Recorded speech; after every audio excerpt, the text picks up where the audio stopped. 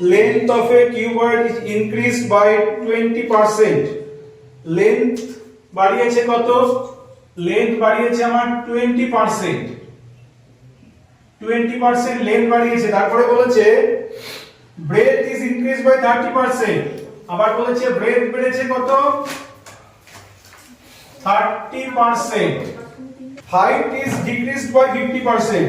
আবার বলছে হাইট কি করেছে? হাইটে আবার কমিয়ে দিয়েছে কত পার্সেন্ট? 50% কমিয়ে দিয়েছে হাইটে।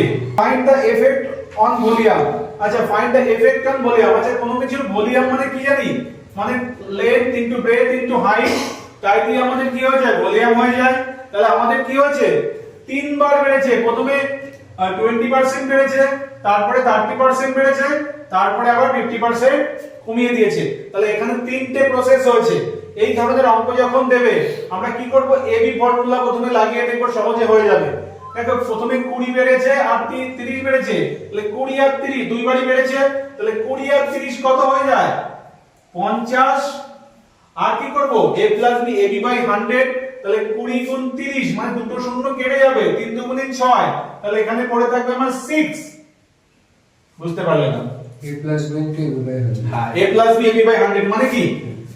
20 + 30 + 20 × 30 / 100। তাহলে আমি একবারে 20 + 30 করেছি, আর এই পাশে দুটো শূন্য কেটে দিয়ে 3 × 2 = 6 মানে 56। তাহলে আমি প্রথম দুটো দিয়ে বের করে দেখলাম, প্রথম দুটো দিয়ে যদি আমি বের করি তাহলে আমার 56% এর বৃদ্ধি হবে। কিন্তু বলছে না, এটা এখানে থেমে যায়নি, আবার কি করেছে? 56% এর বৃদ্ধি হলো, এইবার আবার 50% কমিয়ে দিয়েছে।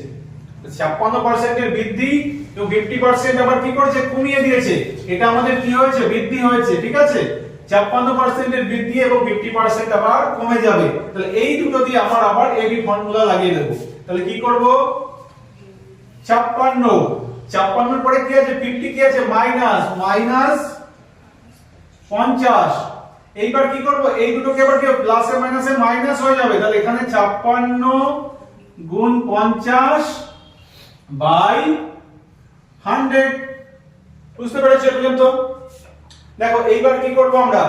যদি 56 থেকে 50 বিয়োগ করে দিই তাহলে আমার পড়ে থাকবে 6, আর এদিকে মাইনাস কত হবে? এখান থেকে একটা শূন্য 28। তাহলে 6 থেকে মাইনাস করব কত? আমি 28 মাইনাস করব।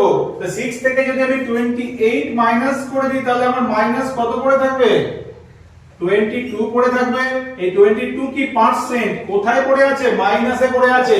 তার মানে কি লাস্টে কি আমার এফেক্টিভ ভলিউম কি হয়ে যাবে? এফেক্টিভ ভলিউম আমার 22% কি হয়ে যাবে? ডিক্রিজ হয়ে যাবে, কমে যাবে। একবার আমার 20% বাড়িয়েছে, তারপরে আবার 30% বাড়িয়েছে, এই হাইটে আমার 50% কমিয়ে দিল, তারপর আমার ভলিউম আমার 22% কমে গেল।